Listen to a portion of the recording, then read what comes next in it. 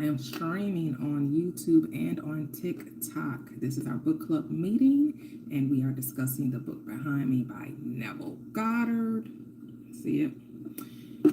The Power of Awareness. We will be discussing the first 3 chapters. So I come on a little early to allow people to come in. Hey, Toxic. Good morning. How are you, boo? How you doing? Did I say Happy New Year to you? I don't know if I said that, but Happy New Year to you. Yes. So we're going to allow folks to come on in here. The book club will be for 2 hours. I am out of town. I am in Lake Geneva, but I didn't want to change the date of the book club. So we're still going to do the book club even though I'm not at home. Look at that. Look at that. We still going to do that. So, but I won't have the live as long as I normally do. So we're gonna keep it cute. We're gonna keep it short. 2 hours. That's still a long time, but 2 hours from 10 to 12, 10 to 12 today. And whatever we don't get to discuss, we can save for the next. But I think 2 hours these chapters are like really, really short. I think we can still be able to get through 3 chapters because, but it depends on how much we want to expound on each one. We don't have to rush. Right? So we'll continue on. If we don't get to everything, and we'll finish next week when we go to the next 3 chapters, and we'll finish up whatever we don't discuss this today. Yes. So like the live, share the live, come on in for our book discussion. Put in your request to come up on the panel.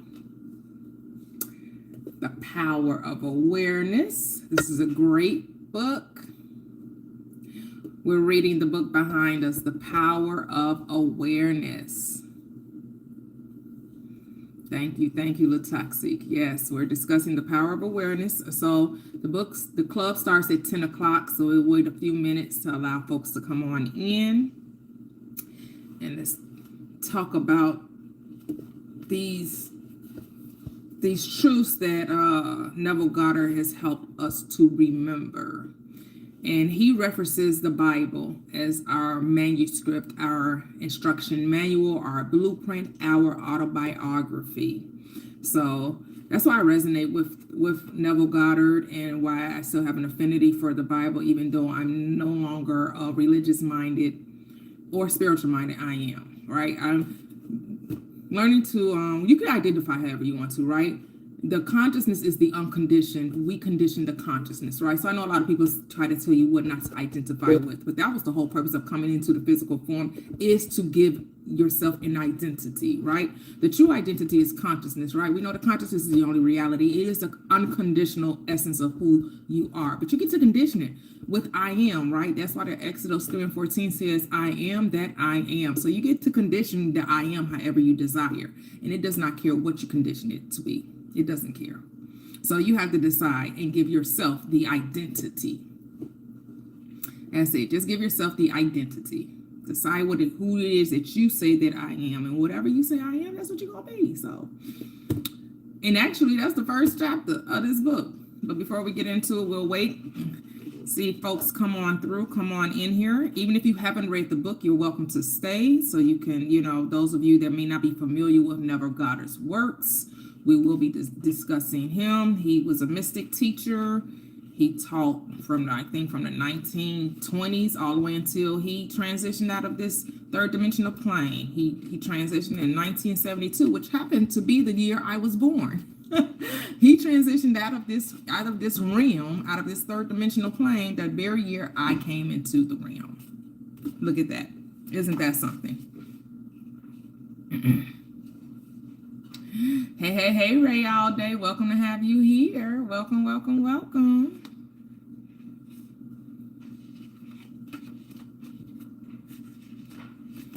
No, and I'm not elderly either, so you can miss me with that. I may be older than you, but I'm not far from elderly. Like, stop it. Stop it. The toxic, like, we gonna get those comments up out of here. Hello, welcome, welcome, welcome. Welcome YouTube, welcome TikTok. I am streaming on both platforms. YouTube is Prosperous Living with Toya. Over here on TikTok, it's Prosperous Living with _T. On TikTok, we have the panel available for those of you that have read the book or if you have questions regarding the law of assumption.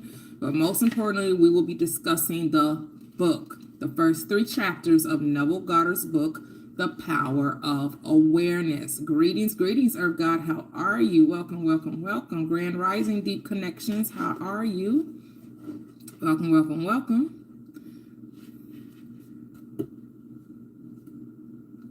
Thank you. Welcome, welcome. Eric, thank you for joining. I know, right? I know, right? We're discussing Neville Goddard's book, The Power of Awareness. So we haven't started yet. We're waiting for everyone to come in. Hey, yes, daughter. I am on vacation. We're gonna be on here for two hours. 2 hours. Hello, Deep Connections. How are you? Hey, that's me. I'm well. You said it's me. I'm well. Great, Oops, great. I am so sorry. Oh, you didn't mean to be up here? Lord. You didn't mean to come up? That is hilarious. I did not. Oh, you said because you was like, it's me. I'm like, it's me. Okay, welcome me. You want me to drop you down? Hello, Daniel. Yes, ma'am. Go welcome. Right ahead. Okay.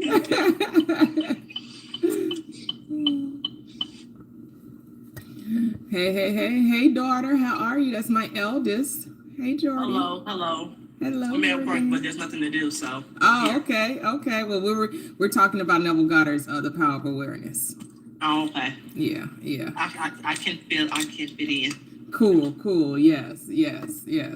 Hello, Cheryl. How are you? Hey, Fee. Welcome. Hey, Dorier. Welcome. I wonder, do I need to send some reminders to some folks out here? Because you know how we do. We all in this together. You know, I don't teach the book. We discuss the book. So those of you that have read it, let's come on through. Let's talk about it. Let's come up on the panel.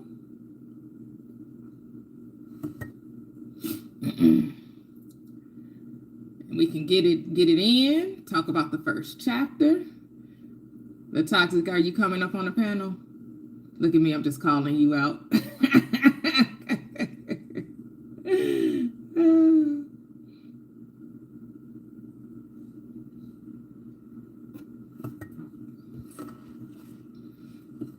Hey, happy Saturday, Allah. All right, cool. Let's go. Good morning, Lataxi. Good morning, Cheryl. How are you? Good morning. Good morning. I'm good. How are you? I'm great. Thank you. Good. Sorry, I wasn't trying to not come up. I wish I could come up from my computer. It won't let me. Oh, okay. So I see you using two gadgets as well, huh? Yeah. I'm on my computer and I'm on YouTube. Thank you. If I could mod from the computer, that would be perfect. I know, right? Man, beautiful. I appreciate you. Thank you so much. Yeah, of course. Yes. So give it a few more minutes, but I am only staying on till 12. So we'll be, 2 hours, whatever we can get in. Like I said, these chapters are short. So, and we know a lot of this stuff. We already know this, but it's a good refresher. It's a good reminder. Right? Hey, Gigi. Here come A-Town. Let's go. Come on up, Gigi. Yes. How you doing, A-Town? Hello, sis. Hey, what's going on, bruh? How's everything going? Great. I was telling everyone I'm in Lake Geneva, so we'll be only on live for until 12. I give us 2 hours. That's long enough for a book, book review. We may go longer when I'm at home, but It's all celebrating good. our anniversary. Our anniversary is next weekend, but we'll have our daughter that weekend. So I decided to do a weekend before. Happy anniversary. Thank you. Congratulations, Cisco. Thank you. Mr. Thank Reese. you. Thank you. Hello, Gigi. How are you? Hey, bestie. Hey, good. Good. Happy holidays. Yes, yes. Brand new you. Brand new you. Brand new you. Happy New You. Yes, yes, yes. Thank you, guys. Thank you, thank you, thank you. All right, let's get into it. What'd you say, Gigi? You're in my neck of the woods. Oh, yeah, yeah, yeah. I should have had you and Alan come on through. Yeah, I mean, if y'all not doing anything, we'll be here till tomorrow. So I don't know how far we are away from you. Yeah, we're pretty far. Oh, okay. Yeah, but next time you guys go to Lake Geneva, I don't want to do it on your anniversary. I mean, come on. Girl. You want to spend time with your hubby. Yes. We have to work something out. But yeah. So we'll go in order. I know Latoxi, Cheryl, did you guys want to start? What did you guys read the chapter? Yeah, I did. Yeah. Sorry. Go ahead, Cheryl. Oh, I did read it. This was the first Neville book I ever bought, so I was kind of glad we're doing this because I think out of all the books I've read, I mean, I get it, but it's a little more abstract. So I was glad. I'm excited to see what other people get from it. Nice. Okay. Yeah, we got to make it practical, right? Got to bring in that obscurity out of it, right? But I like Neville. I don't know. To me, it's not as abstract. My daughter, who's on her, she would say that Abraham Hicks' teachings are more abstract to her. Interesting. Yeah. But I forgot she came up here first. Hey, Jordan, what you got to say? Did you read Power of Awareness? This is my daughter, by the way. She's my eldest. I have read Power of Awareness. I just went to my books on my phone to see. I do have things highlighted from when I'm ready a while back. So, Okay. Did you have anything from the first chapter highlighted? She's at work, so she's probably going in and out. But go ahead, Latoxic. Yeah, so what I got first of all, I think in general, so I started reading the anthology like a while back, like several months ago, of just like all of Neville Goddard's works together. And, you know, I do like that he like pulls in the Bible and everything like that in general. It's like a helpful transition for me to see how these connect to these concepts that I've always had, you know, so close to me. But yeah, I felt like it just really doubled down on what we all talk about, which is, you know, the I am awareness, you know, making sure that you understand how much power. I'm saying me. What I reflected on was how much power I actually have. Right. So obviously, like, you know, Christianity kind of teaches some of these concepts, but what I'm thinking about is like I haven't really been doing an inventory of what I've been saying about who I am, and so I ended up making a list. Nice. Let me make a list because now I need to get this in order. Yeah. Okay. What's really going on? So true. It's me. Hello, it's me. So I wrote down a long list of just the things that I have been saying about myself. And in my mind, I'm like, wow, like that says a lot. And it really does truly correlate to the things that I've been experiencing lately. Oh, wow. And so what I'm wanting to get to, which I know that Neville talks about a little bit about, like the first thing you have to do is like have the desire. You have to have in order to change or to see or be the true I am of who you truly want to be, you have to have that desire.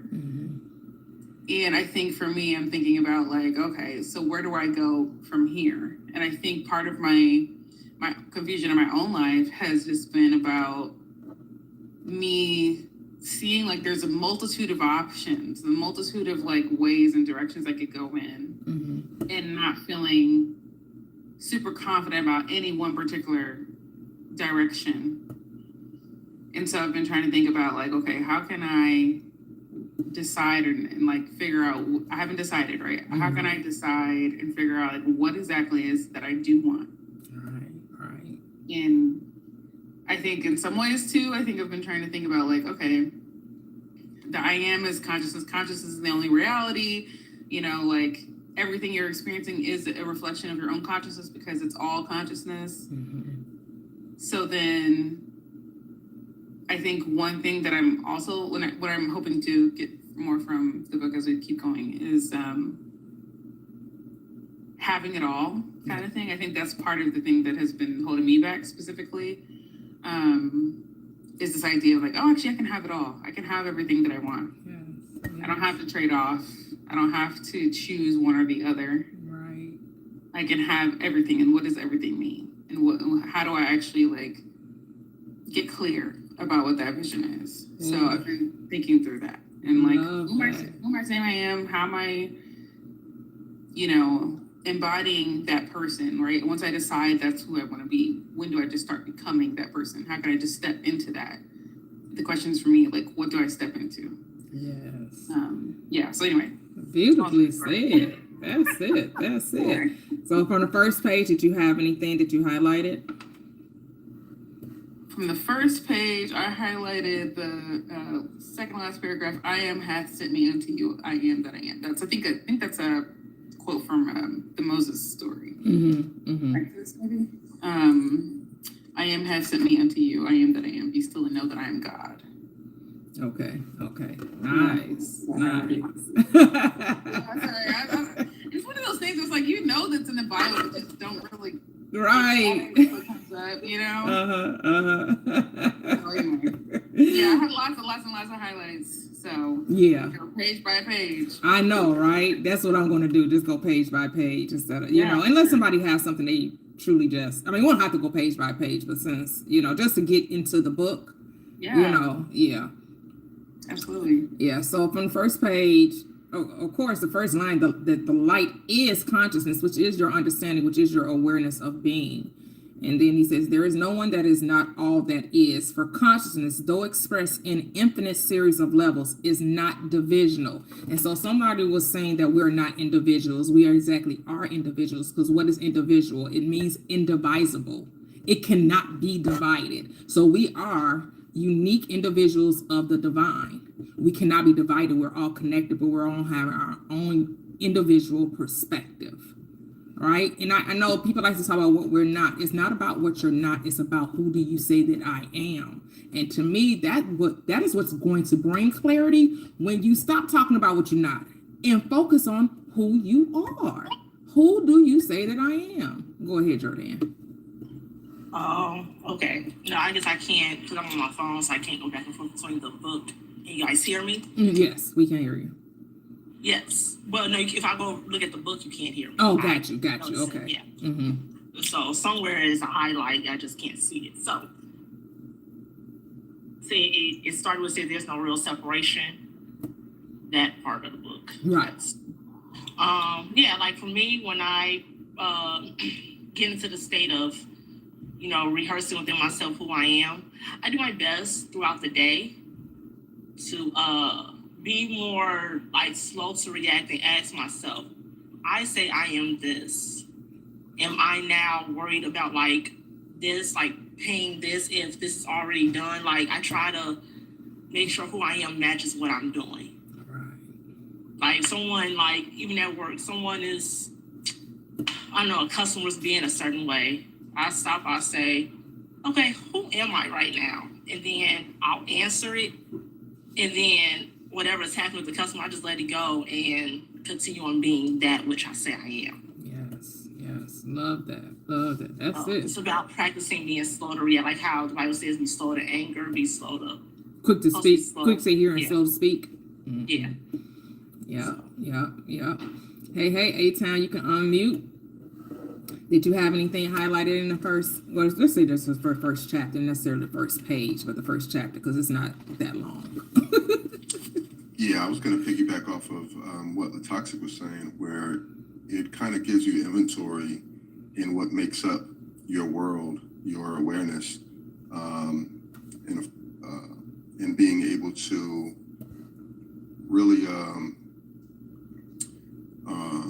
really give you a good perspective of what it's not as well, right? It's not all the, I don't even know, we can kind of, everybody's world is different, but just being able to narrow it down, like the Toxic was saying, was like, okay, it's consciousness, there's no division, the world is a reflection, and I am is everything, you know what I mean? So it really simplifies things for me as I was reading it again.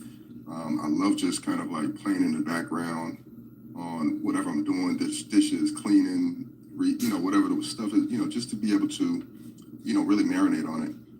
I do have a lot highlighted, but I'll just we can just go into, just page for page or whatever the case is. But everything was dope. I am is a reality to which whatever happens, we must turn for an explanation of a phenomenon of life. What else did I highlight? I am is a feeling of permanent awareness, right? So the ups and ebbs and flows of life, I am is not that. You know what I'm saying? I am is sturdy.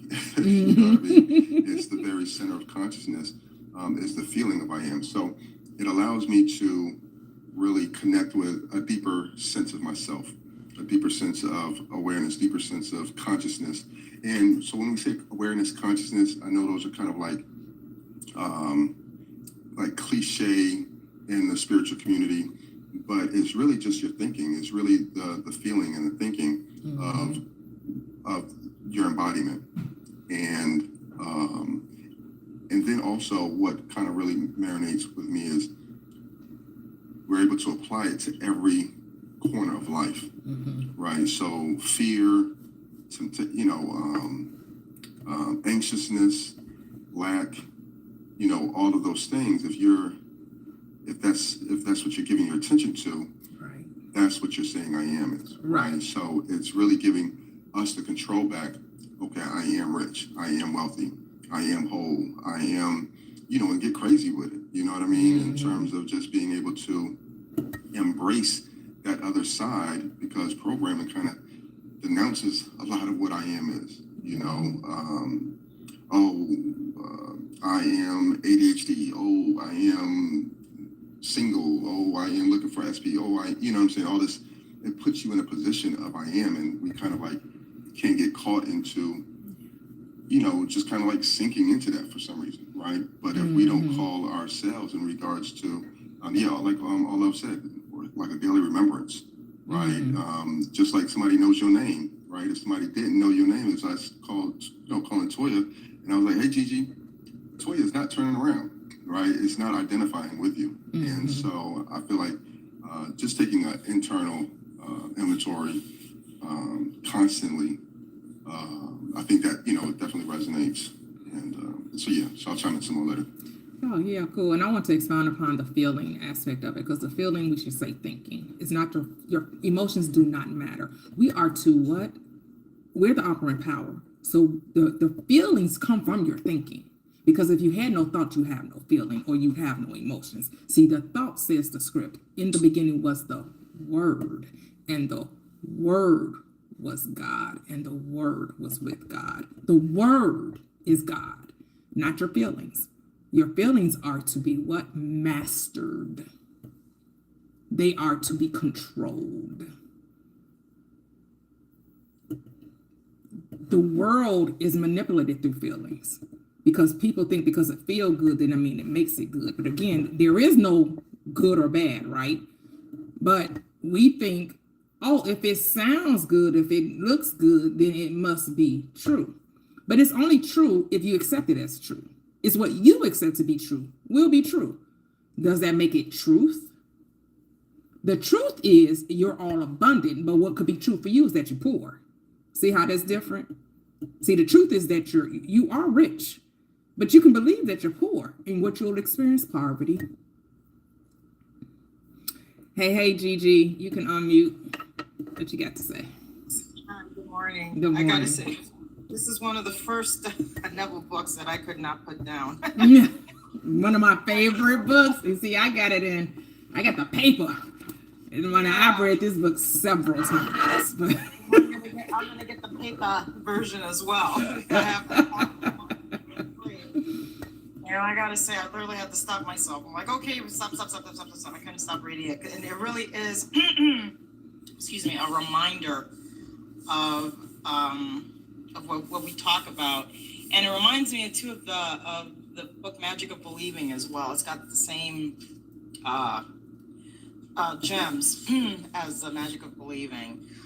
What I love that he says in this chapter about I am is that it's your concept of yourself, and that there's many different levels and different individual concepts of yourself. And like you just said, it's the one that you believe is true for you. That's why it says in the Bible, where it says, let the weak say they are strong, let the poor say they are rich, let the sick say they are healthy. Because the moment you say that you are something, you automatically become it. It's just staying on that, my favorite phrase, the neural pathway highway. Yeah. So I am strong, I am secure, I am loved, I am amazing, I am beautiful. And you stay on that neural pathway highway. Now, if you said something opposite to that, that might show up on your 3D, and you veer off. You just get back on that highway. The beauty about this is that it's not set in stone. It can be, it can be changed. And what I like about this chapter too is that lately on TikTok they've been saying that I am is a low frequency or some. Pardon my French, something like that. Oh, wow. And I'm like, really? Where are you getting that from? Because first of all, it's all over the Bible. It's all over books by Neville Goddard. It's all over. Reverend Ike talks about. All these people that teach this stuff. I am is your God name. It's what's behind it. And then what's behind it is what you're going to experience. So it's like A-Town just said, like if and it's what you identify with. So like if somebody were to say to you, hey, Gigi, you're not going to turn around because you don't identify with being called Gigi. You identify with being called Toya. Right. This is what you identify with. So if somebody says, oh, you're ugly. You're like, no, I'm not. I'm beautiful. You wouldn't even be offended. Because it's not true. The only way you will be offended is because a part of you agrees with it and you don't like that somebody's pointing out your insecurity. Right. So, I really, wow, this is I gotta say, out of all his books, this one really got me. I gotta say, it really got me now. It got me. Wow. Really, it's a reminder, and yeah. So it's I am is powerful. That's your name. Yeah. When you identify yourself, when somebody says, "How are you?" I am fine. I'm good. Or I'm okay, or whatever it is you put behind it. That's what you're going to experience. And I love that he says that on here. Trying to find where is it he says. Yeah, in the state of consciousness of the individual is found the explanation of the phenomena of life. So it's what, you're making a decision, Yeah. And so I want to point out this one line in the book where he says, man is actually the arbiter of his own fate, and that it is his concept of himself that determines the world in which he lives. And this is the part that we have to really grasp, that we are the cause of all the effects in our life. So I am causes the people, the places, the circumstances, the events, the situations you find yourself in. Because have you thought differently about yourself, life would be differently. It's so simple. we don't, but the thing is, accountability is the hardest pill to swallow.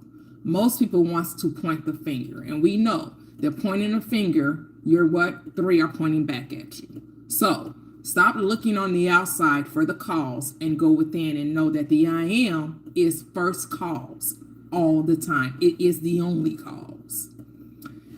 And so we have a new guest on the panel. It was at Leonidas. I know I'm probably mispronouncing your name, but hello, welcome. How do you pronounce your name? Yeah, you can call me Leon. Leon. Okay, welcome. How are you? I'm blessed and highly favored. How are you? I'm great, thank you. Yeah, no, I agree with the prompt.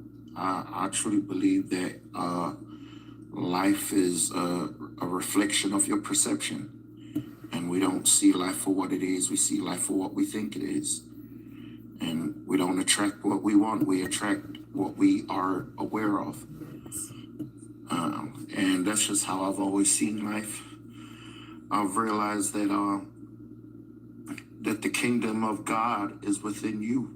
If you look at the I think it's chapters in Luke, it says that the kingdom of God is within you. And then if you look at the book of Matthew, it says if you follow the kingdom of God, all things will be added on to you.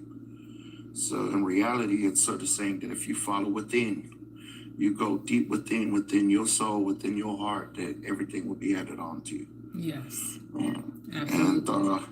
Absolutely. And so we're discussing, have you heard of this book? Have you heard of this Arthur Neville Goddard? I love Neville Goddard. Okay. Are you familiar with the book? Not that book, but Okay. I listen to a lot of his audiobooks. Okay. Yeah. Okay. Yeah. No, Okay. I thought it was really empowering to see that there's like a panel that's talking about this. I think that's awesome. Yes. Scrolling through, hearing a lot about other stuff. So it's really nice to be a part of this. Oh, appreciate you. Thank you for joining. So yeah,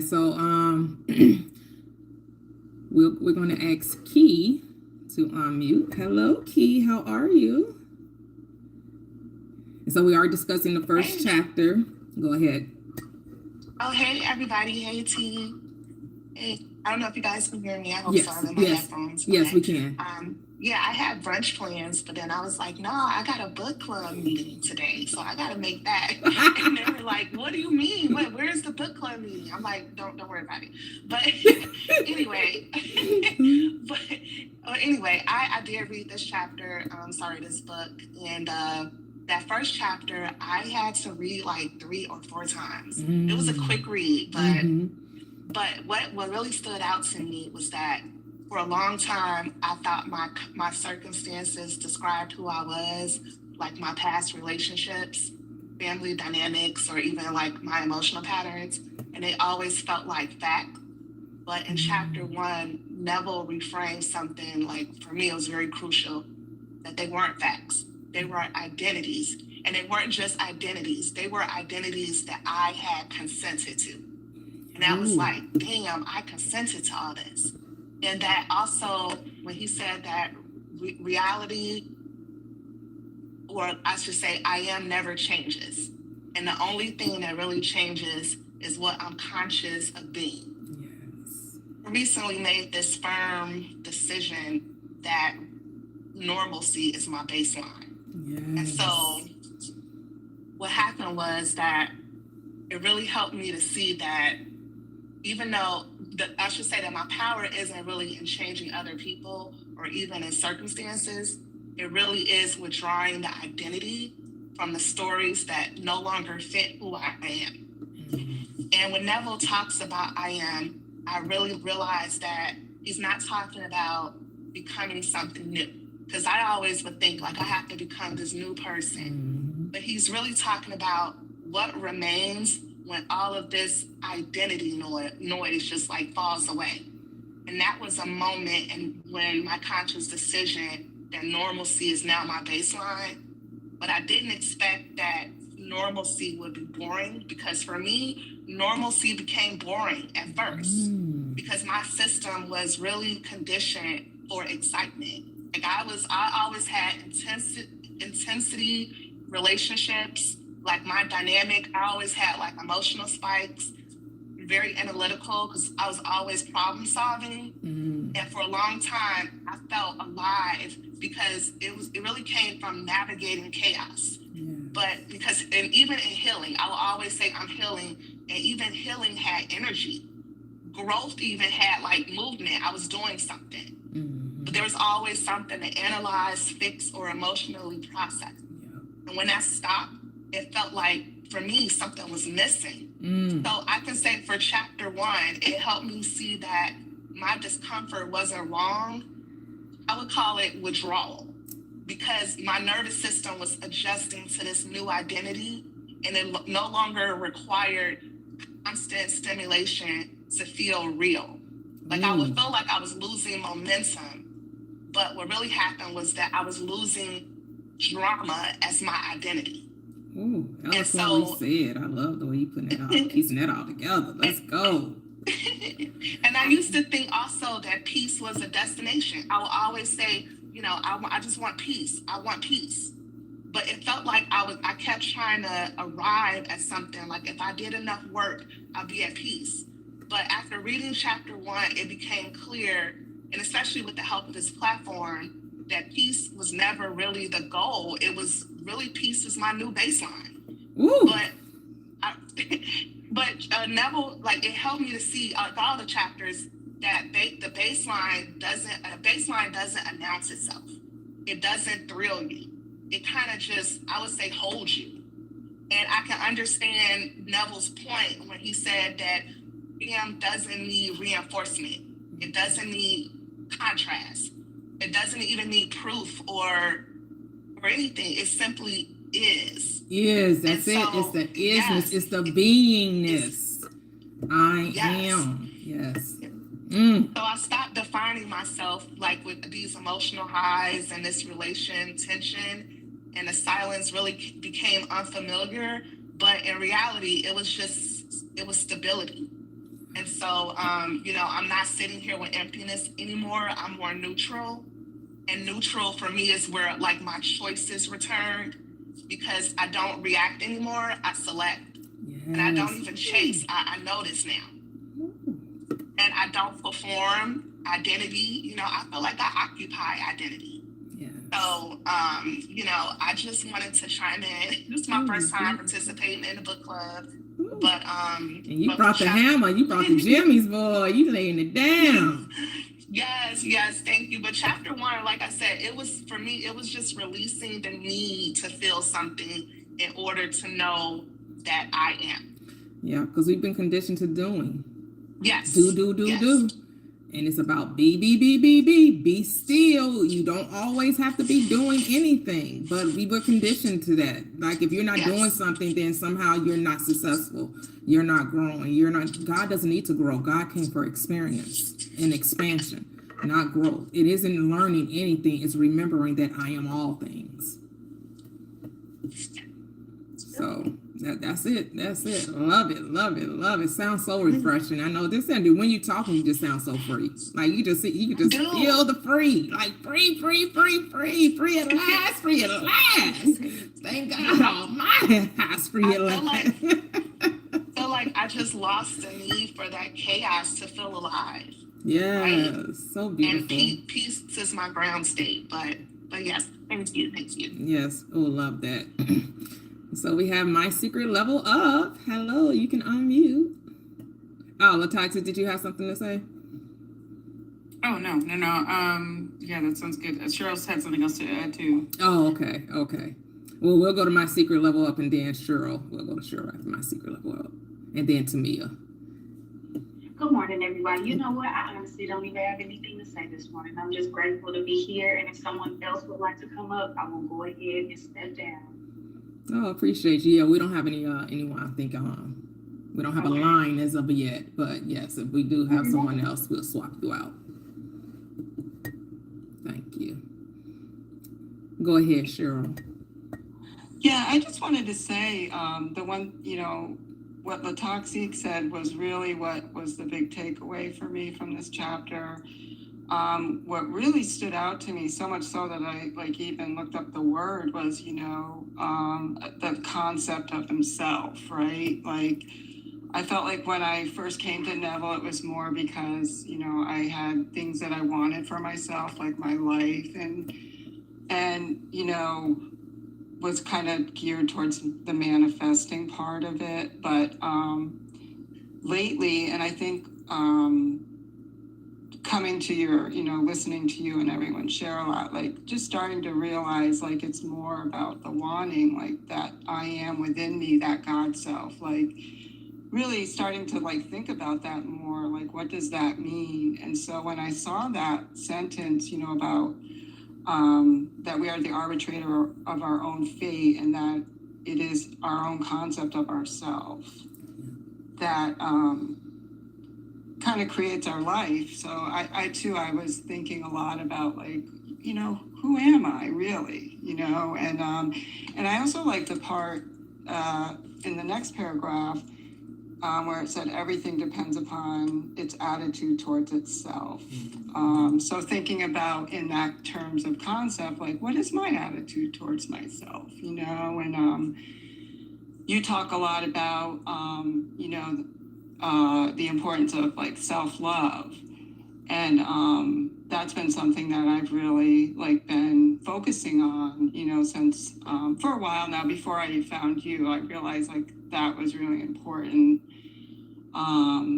But like recently, just from all the encouragement you give and like the tough love, like of, just accepting that even if I didn't feel the love, I do love myself. And I just had an experience last weekend where like I just felt some real like love towards myself, like in a warm way. It was really something I never felt before. So it just really, it just kind of makes me know that like what you say is I already am these things, but it might take time to fully embody it.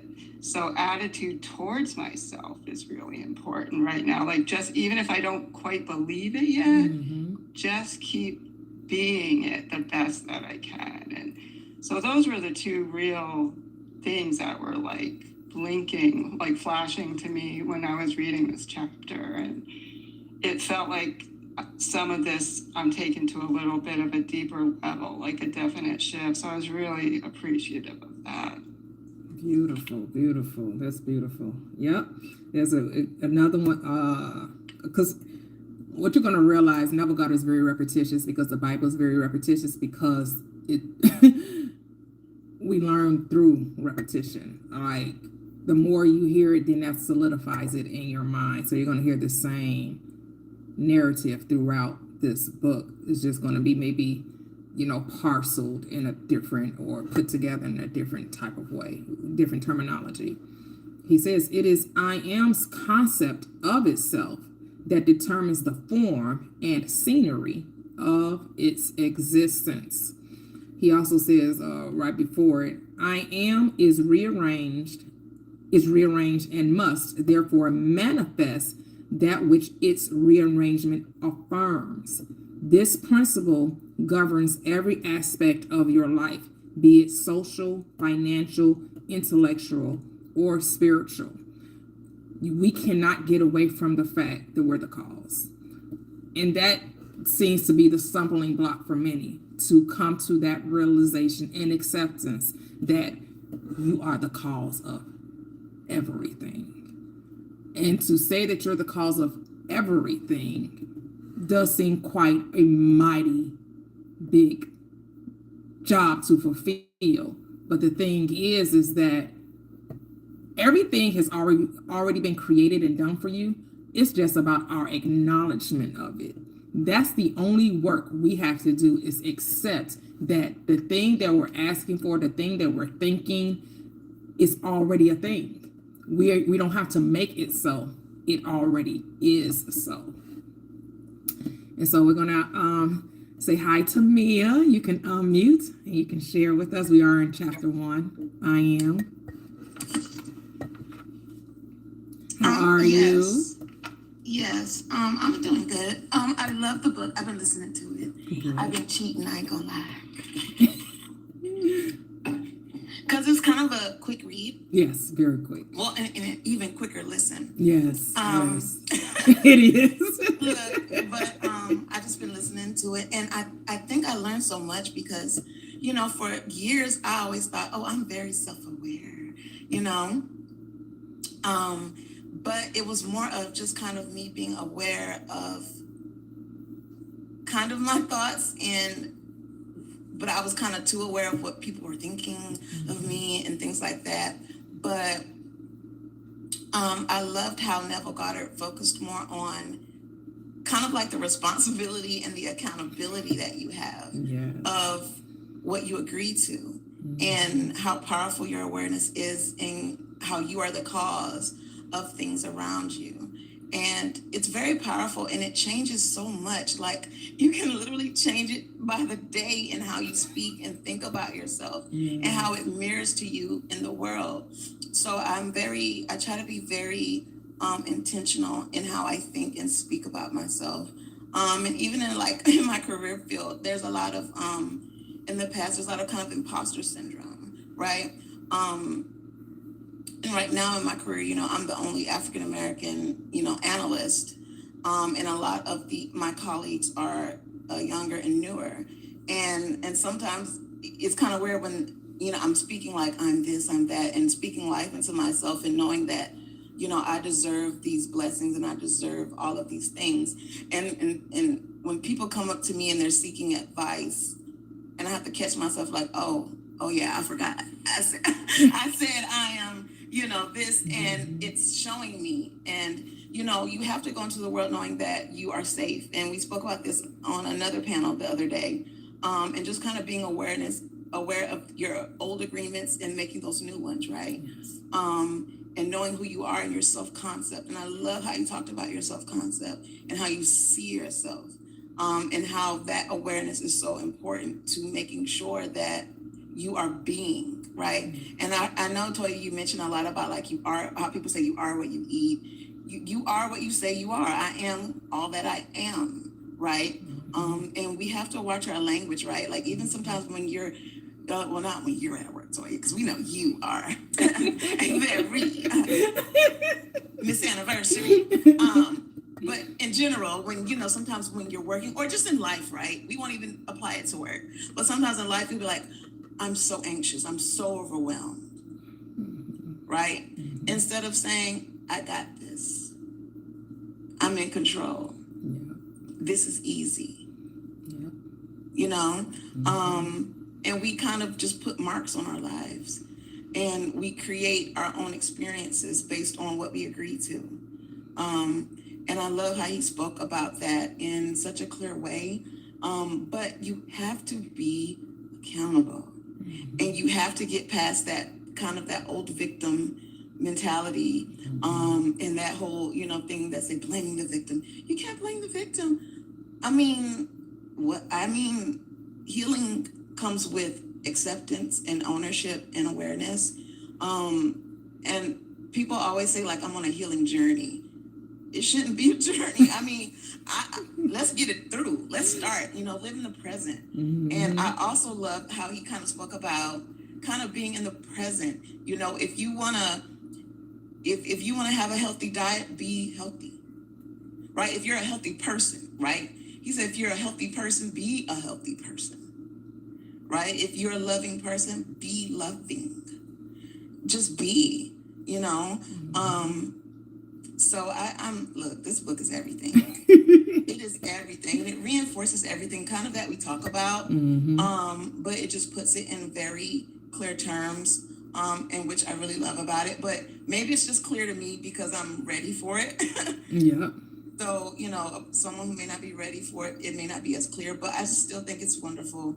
But you know, you have to kind of know that you're okay. And you're safe, and just speak lovingly to yourself. Accept the things that you want to accept. You don't have to think those things. And know that nothing is against you in this world. Yep. Nothing is against you in this world. And don't accept those things. That's So it. I'm really loving this book. So I'm going to get off the mic and let Gigi go. Go ahead, Gigi, and then I'll do a final reading, then we'll go to chapter 2. All right, thank you, Mia. I'm sorry, I didn't mean to cut in front of anybody. I apologize. No, you're good. What I love is my queens here. What they're talking about is really resonating. It's like this book is kind of making you take an inventory of you, Yes. what you've been thinking about yourself and what you've been saying about yourself, what others have said about yourself. And I'm kind of getting emotional about it. Oh, it's okay.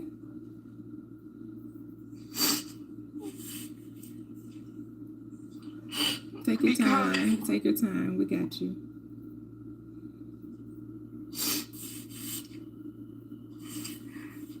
I've been taking inventory of things that have been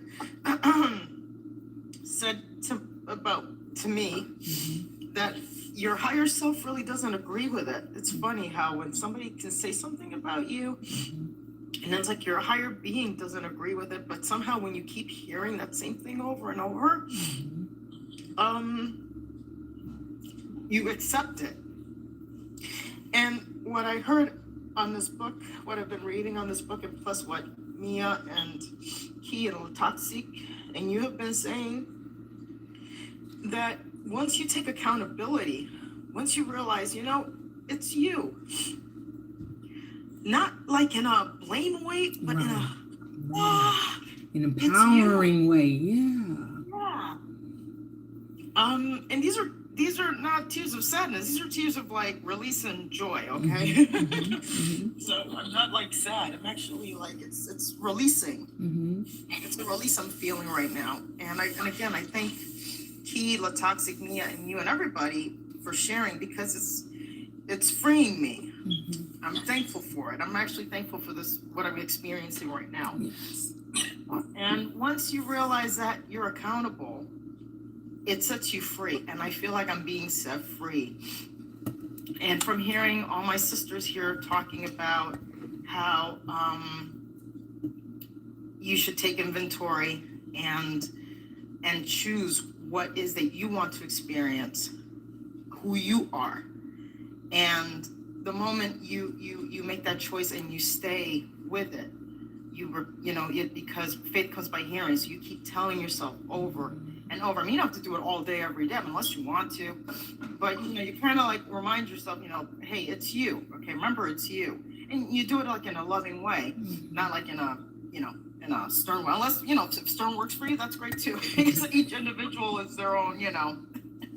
Everybody's their own, or whatever. It's no right or wrong. It's what works for you. But it's freeing to know, because I've had people tell me things opposite, and it turns out I've been doing this whole time. I've been like saying, "No, don't accept that. This is what I say about me.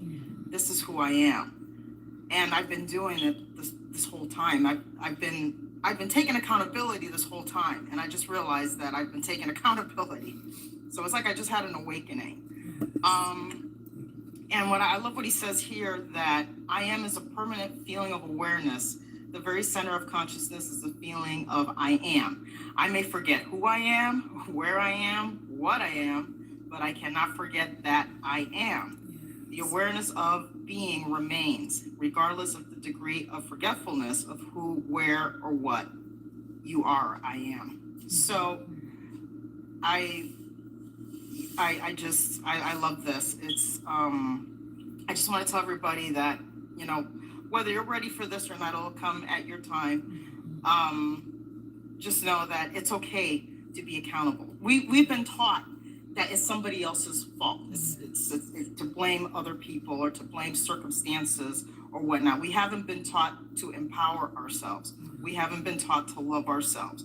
We haven't been taught this at all, even though the Bible talks about this left and right, but the churches mute the best part. It's all about you're a sinner and you did this and you did that and you can't do this, or God doesn't love you, or if you mess up, God doesn't care about you, or it's just like all this work, when it's really B, B, B, B, B, B, B. Like my sister Mia just said, you know, just be. And like he said, in peace. So yeah, I just want to thank you guys. You just gave me a wow moment. I just had to share the wow moment with you guys. Oh, we appreciate that. Thank you, thank you, thank you.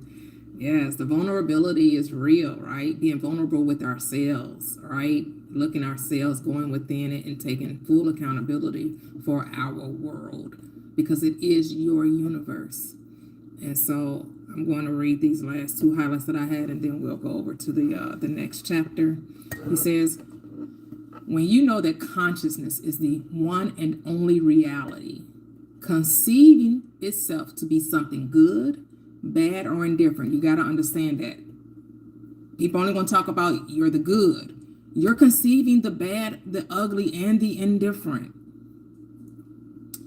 and becoming that which it conceived itself to be.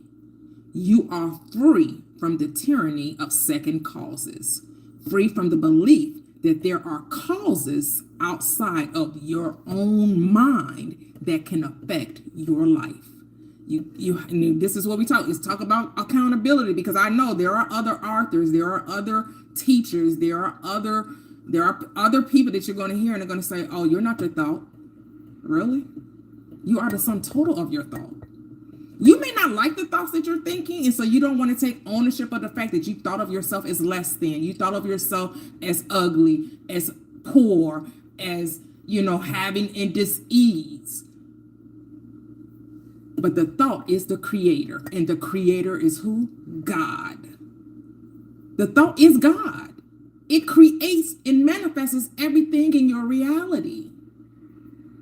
So now it's about gaining control of the thought and declaring what thought you're going to attach to the I am.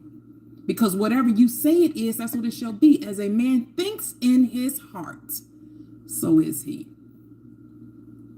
And the last statement I wanted to read was, if man's concept of himself were different, everything, not some things, not most things, not many things, everything in his world would be different. It's that simple. We want to complicate it. We want to add to it. We want to take away from it. But what can't you do to infinity? It cannot be multiplied or divided. It cannot be added to or subtracted from. It just is. And you get to determine that isness. Who do you say that I am? And whoever you say that I am. It's not who am I not. That's not the question. The question is, who am I not? No, that's not the question. The question is, who do you say that I am? Be careful, that's all. Be intentional. Be conscious. Be deliberate. That's all. That's all. That's all. And so our second chapter is consciousness. I'll go back around unless someone want to unmute and, start the discussion, but go back to my daughter, Jordan. That's my daughter up there, y'all. Jordan, that's my eldest. Say, hey, y'all. You can What's your time looking like, T? Huh? What's your time looking like? I got another hour. I got another hour. We're staying till 12. Yeah, so 1 o'clock your time. Okay. 1 o'clock your time. Okay, yeah, for sure. Okay. Yep. Go ahead. Did you have anything to say, Jordan? I know she's at work. She may not be able to unmute. So if not, we'll come back to her. Latoxic, did you have anything to say about, we're starting the second chapter, consciousness? Yeah, Go ahead. I highlighted so many things. And I mean, you can go back to chapter 1 if it resonates, if it ties everything in. So, but go ahead. I just wanted to go to the next chapter. So I have different highlights for different things. So this chapter was my first intro to like first causes and second causes, the concept. And I thought that was a really good way to think through like a second cause being like, oh, it was caused by X, Y, and Z, as opposed to the first cause being the mind. And I've heard of the thought of this, but not like seeing it as like first level, second level type of thing, or like, you know, I'd like to think of it like the 5 whys. Like if you go back to the 5 whys, like eventually you'll end up to like the root cause. And so that kind of connected me to thinking about like, oh yeah, like I could say that, oh, this person has these behavior characteristics. And it's like, no, actually that's the second cause. The first cause is I'm perceiving this person in this particular way. Yep.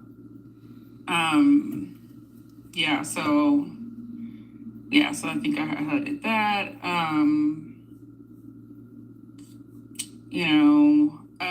One thing I really liked was him talking about like how nature in and of itself, like what we conceive of as nature, how we think of nature in and of itself is us seeing what we believe to be the world in the way it's supposed to work. But it's actually something that we can totally reject altogether. Which I thought was really powerful because I we've talked about this a little bit, but like we talked about it, but thinking of the concept of nature, I've always thought of nature as like The end all be all. Yeah, exactly. Like that's how I kind of conceive. Like it gave the final verdict, right? It was Exactly. the judge. Yeah. So, when I think of the idea of like, oh, we can just reject that. Like, oh, wow. I hadn't thought about that before, but I think that's kind of like, since we as humans live in nature and we are a part of nature, even though I think we don't, at least speaking for myself, I don't see myself that way necessarily as like as a part of nature. It's interesting to me to think of like actually like this whole concept of human nature and the concept of like how the world operates and how it's supposed to operate and all of that is just awe. Right. If someone wants you to expound again on what you said, you always thought nature was what? Sorry, I always thought of nature as God. Like not always, but in my mind, I'm thinking when I left Christianity, in my mind I was thinking, well, God, what we perceive to be God is really just nature, and that's how I perceived it, at least. Thinking about things like storms and like tidal waves and like all of these things that are just like beyond a lot of our human, at least my own human comprehension. That's what I thought of as just like nature being like kind of outside of the realm of our control, basically. Right, got you. Yeah. So yeah, anyway, long story short, that really actually, stood out to me a lot. Because I just always thought, well, nature is God. Nature is the way that we see things and do things. And, it's the order of events and the order of like the circle of life and predators and prey and, all of those things. And that we all see as, at least I see it as normal. And so it's just been interesting to think of like, wow, I can actually say like that too. It's just a matter of like my perception. Yeah. Ooh, look at that. Sorry, I've been like really thinking about this like deep topic.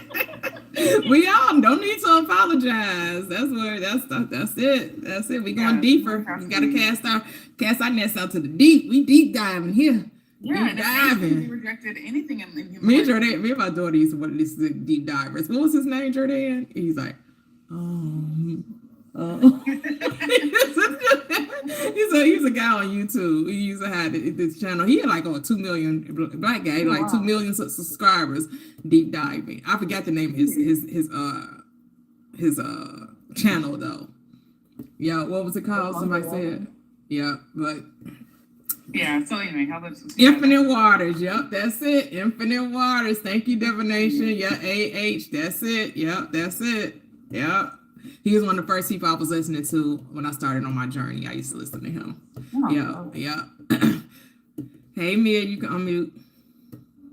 Hey, so I wanted to add into chapter 2, my little ADHD be tingling. So I was working on listening and keeping my little thoughts. I need a notepad, but, that's what I'm going to do. But, I loved how he said that consciousness is light.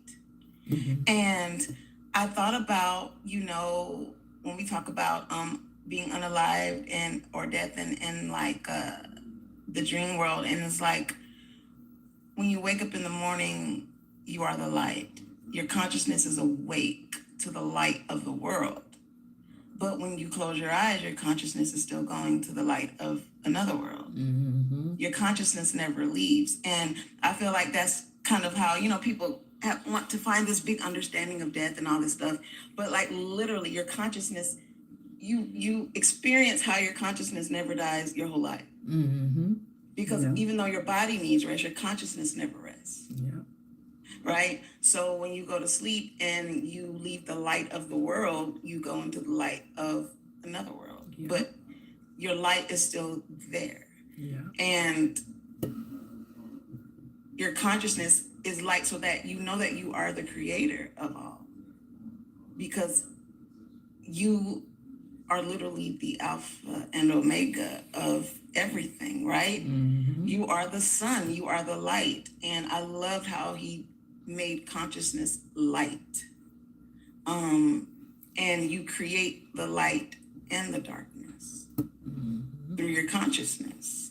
And also I wanted to add, when people don't understand, like, how am I a creator? How do I create my world? I'm not the creator. No, you are. And I thought about it like when I was going through my divorce. And I remember a feeling that I felt. And when I was at my darkest moment, I remember not seeing a future. Mm-hmm. And of course, I was in a stage where I used to always, you think about the future and all that stuff, right? And I remember that I couldn't see it. And I was like, oh. And then I thought, am I dead? Because this feels like hell. And then I realized, oh, hell isn't a place. It's a state of being, because this is definitely hell. But then I thought about, if I can't see a future because I had already created it with this person in my mind.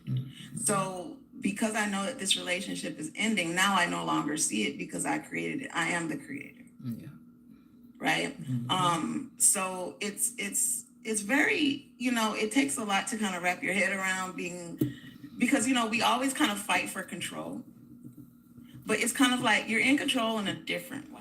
Mm-hmm. It's like you're in control, but you gotta bag back a little bit. You're in control in a different way. You have to be in control of your mind. Yeah. And I love how he's like, your mind. You can change your whole world, your whole existence with changing the light of your mind, your consciousness, and how you think about the world, how you think about yourself, your self-concept. You are the light. And you control how your light is reflected. Yeah. Yeah, because it was never about controlling others. It was all about controlling self. Yes. But we were taught outside in instead of inside out. Yes. Yeah. So I really love that comparison of consciousness being the light, Mm-hmm. and that you are a light and you're the light of the world. And that's what that means. Yep. You are the light of the world. You go from light to dark. You close your eyes, you can still think clearly. You can see anything you want to see with them eyes closed, Mm-hmm. because the light in your consciousness never goes away. Yep. Even though your reality of this world, that's just another level of consciousness. Yep. So, Yep. yeah. Beautiful. Yep. And so, the chapter 2, the first sentence, it says, it is only by a change of consciousness, by actually changing your concept of yourself, that you can build more stately mansions. Yeah, you determine your trajectory in life by your concept of yourself and having the courage to see yourself as great. The world is going to tell you no. Humility is the way. When the script tells you no, being great is the way. And you have to see yourself as powerful. You have to see yourself as big. You have to see yourself as the being that you are. And so it comes down to a choice. Did anyone else want to add to, you can unmute to let me know that you're, go ahead. We'll go Gigi and then Keith. Yes, this was a good chapter as well. And I love the part, people are always talking about 3D and circumstances and all this kind of stuff. And he has a gem here. It says, Consequently, what appears to you as a circumstance, as circumstances, conditions, and even material objects is really only the product of your own consciousness. Nature then as a thing or a complex of things external to your mind must reject it, must be rejected. You and your environment cannot be regarded as existing separately. You and your world are one. So you and your whatever circumstances are going on are one. So it's not like you have to bend to it, or, you know, like say, oh, you have to bend to it, or you have to, you know, no, the moment I think you, like it says in the beginning here, it says, you know, it is only by a change of consciousness. The moment you change your mind about something, your situation will change. And I've experienced it in my own life. Like I've seen, the moment I've changed my mind about something, and it's, you're not thinking about the how, you're not thinking about when or anything. You just immediately think, okay, no, that's how it's going to be, or that's how it is. It'll immediately appear right before you. Like, it's like, you know, I dream of Genie. It's like you like crossed your arms and went, you know, ding, and it just, and it appeared. And the moment you change your consciousness or your awareness of anything, immediately things begin to change. It's just, you automatically become it the moment you say that you are it, and the moment that you change your perception of it. There's no working towards it. See, this is what I love about this group, and this is what I love about T. You know, I love that Bessie here, you know, she just tells it like it is. It's not like you have to work for it. There's no journey like Mia, we just said a few minutes ago, you know, about going through a journey or any of that. It's just simply deciding. The moment you decide, the moment you choose, it's done. I mean, how simple is that? How beautiful is that? Can you imagine if churches taught this? Can you imagine what kind of world we live in if churches taught this? And it's and what's crazy about it is that this stuff is actually in the Bible. It's in the Bible. I mean, yeah, granted, I mean, like the King Jimmy's, you know, and others explain without this and thus whatever, but it's the same thing. And I mean, it's powerful. It's just really powerful.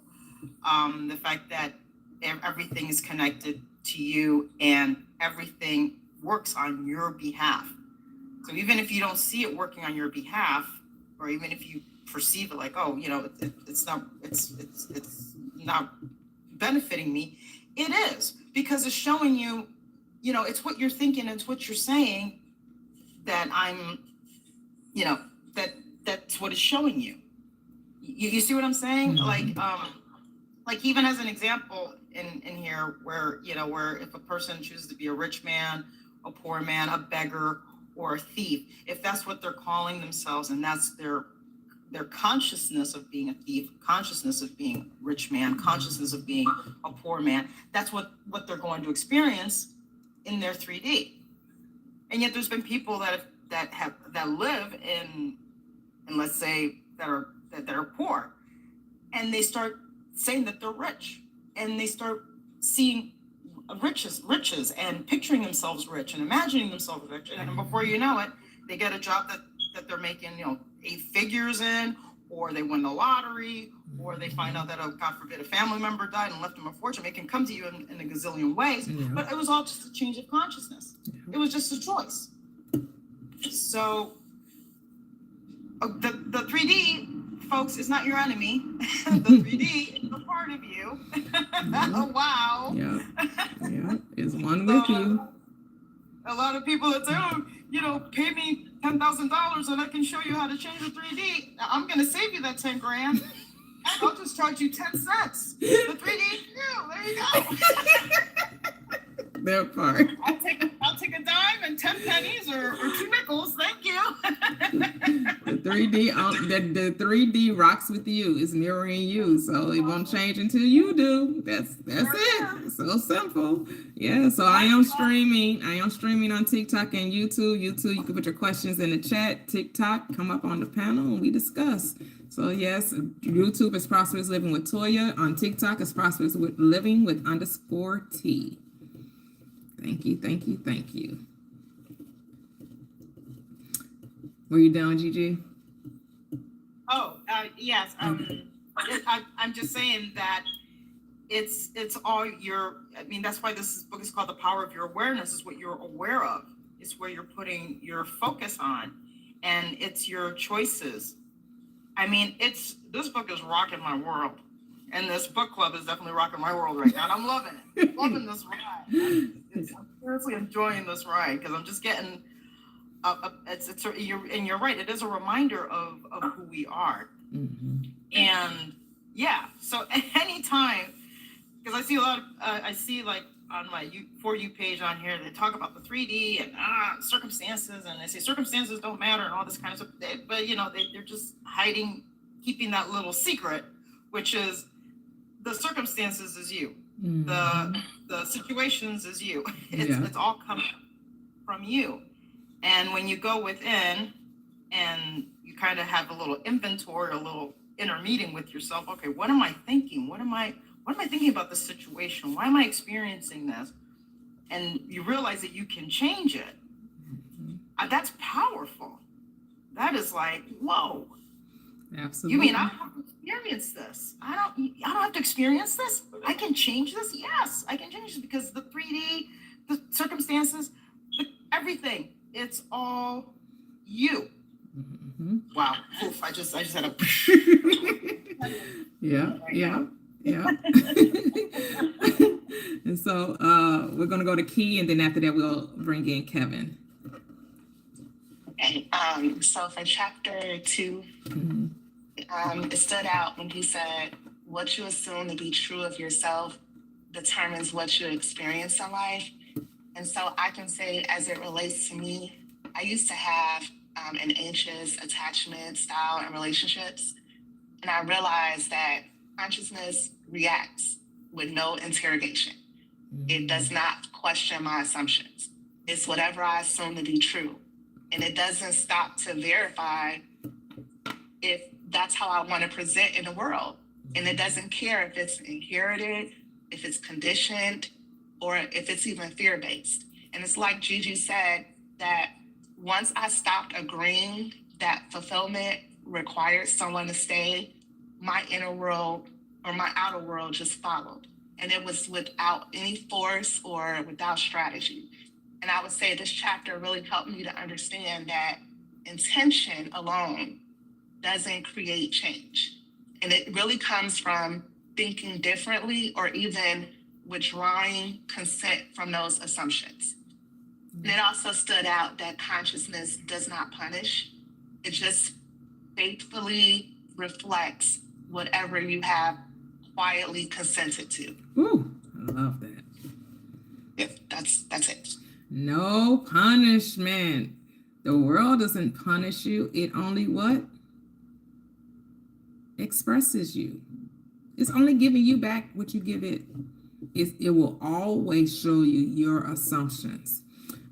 So my Instagram is finally gaining some followers, right? And I'm starting getting some traction on Instagram. So they're starting to talk back to me and have conversations on my Instagram. And I had a wonderful Discord with someone asking me about what I was saying when it comes to perspective and morality. And so they gave the illustration of two people having two different perspectives on life. One saying through love and kindness and generosity, I'll be successful. And another saying through control, manipulation, and deception, I'll be successful. And they both obtained success. So his thing came down to, well, where does the morality fit in? And I told him, that's it. There is no morality. That's it. Two people commit the same crime. One will go to jail, one won't. Neither go, both go. It's never the same. Why? Because it's dependent upon the individual's perspective about their reality and what's possible. One fears going to jail, one doesn't, so they don't go. I mean, so that's the thing we have to come to a realization, is that morality is subjective. You are the law. And the thing is that you have to determine what that looks like for you. That's it. Hello, Kevin. And then I also noticed that people would defend you because somebody was under my comments like, you don't have that many followers. And somebody was like, so, but she's getting followers every day. You thought you ate with that, but you didn't. I was like, all right, y'all. Y'all sitting up here. I ain't even got to defend myself. Y'all defending me. I'm here for it. Let's go. Hey, Kev. How are you? How you doing? I'm doing great, sister. Oh my gosh. This is absolutely wonderful. I believe this is what you and I had envisioned this would be. Mm-hmm. Yeah. Yes. And Neville Goddard, I never even heard of his name until I met you. Mm-hmm. Even though I've been enjoying and living his concepts for decades, I just didn't know who he was until I really leaned into him. And the power of awareness. I'm not the only one that cheated. I went through the whole book. Well, you already know I have an audio. I do my own audio of this book. I even did a live on this book, so I'm already well versed in this book. I play it at night until I fall asleep listening to it. It's just that good. You and I've said this on this platform before. You have to learn to be aware of your awareness. You have to learn to be aware of that which you are aware. You cannot fix something you're not aware of. You hear me say, the highest form of self-love is accountability. Accountability to who? To oneself. And to deny oneself is to push back against God. Because you are the image of God. You can challenge me all you want, but I'm in the script. You are the very image of who God is. And the awareness of the power you possess is what you're waking up to. This is what Neville Goddard is talking about in the power of awareness. For you to be aware of your infinite power. There is no beginning to you. There is no ending to you. You are. You just are. Your energy, your source. You're magnificent. Your brain, your limited thinking doesn't have the ability or the capacity to understand how magnificently and great you are. It can't do it. Because you're infinite. You span beyond time. Name something else that whenever they think it, it comes into being. Nothing but God. When it goes through in Genesis that the world was created and all these things were created in 7 days. That's how you are. Your reality is created by your thought. I absolutely love this book. It keeps jumping to the top of my most favorite book list of all time. And as you continue in this book, I want to encourage everyone to share out this live. You're not the only one that needs this message. You're not the only one that can benefit from this message. You don't have to change them, but once they become aware, they will be the change their awareness dictates. You just have to be aware. Like how would you know joy until you were aware of it within yourself? How would you know sadness until you experienced it within yourself? That's the reason you're here. You're God experiencing itself without judgment. Without judgment. I'm sorry, go ahead, T. Oh, no, you good. Yeah. No condemnation. We don't live in remorse, regret, or shame or guilt. Right. That's the judgment that we don't, we have righteous judgment, right? Which means we think right about our life, right? But we don't live in condemnation. We don't feel guilty or ashamed of it. But there is none. Right. How can you be in condemnation to yourself? It's who you are. Yeah. And love is the key.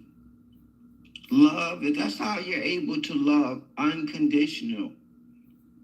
When you lean into what that means, then you understand that there's nothing anybody can do for you not to love them.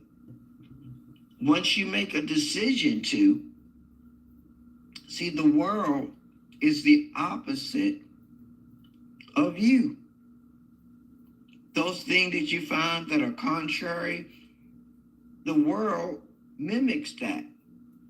And when you finally get your awareness of who you are, those things that you want will quickly appear, and those things that you do not want will quickly disappear.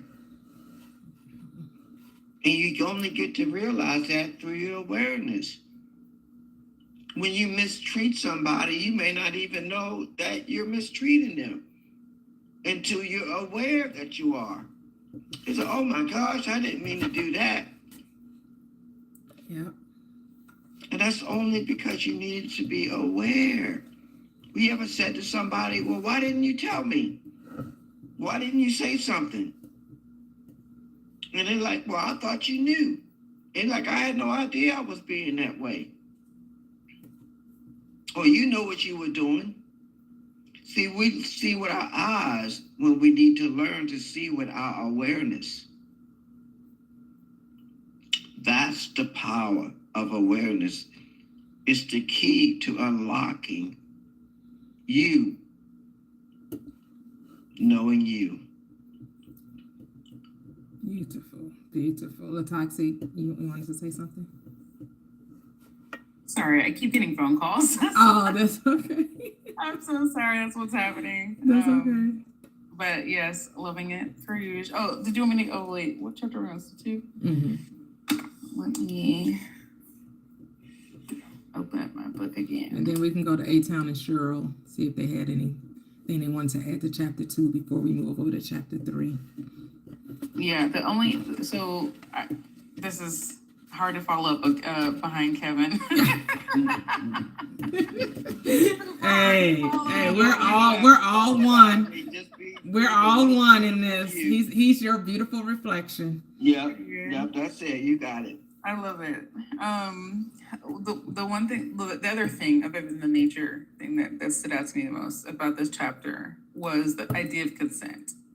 And the consent thing is something like I think about a lot in other contexts, but I hadn't really considered it in this context of just like, what am I consenting to actually? Like, I'm saying this about myself, and by me saying this about myself, I'm consenting to that being the case about me. Mm-hmm. And I have given a lot of consent to some things I really don't want. So it's been interesting to think about, like, no, actually, I don't consent to that. If I'm saying that, something negative about myself, I'm, whatever, unattractive or whatever, right? If I'm just saying that, like, it's not passive thought. Like, it has real repercussions. It has real results, like real things that affect my real life. And so by allowing those things in my mind, then I am consenting to it, to being true, as opposed to being like, no, actually, I don't consent to that. I don't consent to that at all. So it's just, I didn't even realize they used that term way back when about consent. And obviously it has like different connotations now, but it's just really fascinating to think about, like, what have I consented to? I really consented to a lot of things. So, yeah. Yeah. Ooh, yeah. So now you get to reject them. And how do you reject? Just by giving your attention to the things wanted. That's it. Once you give your attention to the thing wanted, you automatically let go of the thing unwanted. You don't even, once you change attention, energy goes where? Attention flows where what? Energy goes. Just give your attention to the thing that you want, and you don't have to worry about not wanting a thing. It will automatically dissipate. It will go into nothingness, into outer darkness, because what? Your awareness is no longer there. Yes, period. Yeah. Hey, A-Town, you got anything for chapter 2? I'm gonna go next. Okay, go ahead. Oh, after. Oh, Cheryl, you have anything? I just like I also really, the whole consent thing is just really standing out to me, and the accountability. And one thing I liked at the end of the chapter when it said, what you consent to can only be discovered by an uncritical observation of your reactions to life. And this year, one of my intentions is kind of like to be like not triggered so much. Because I realize, like, psychologically I get triggered a lot.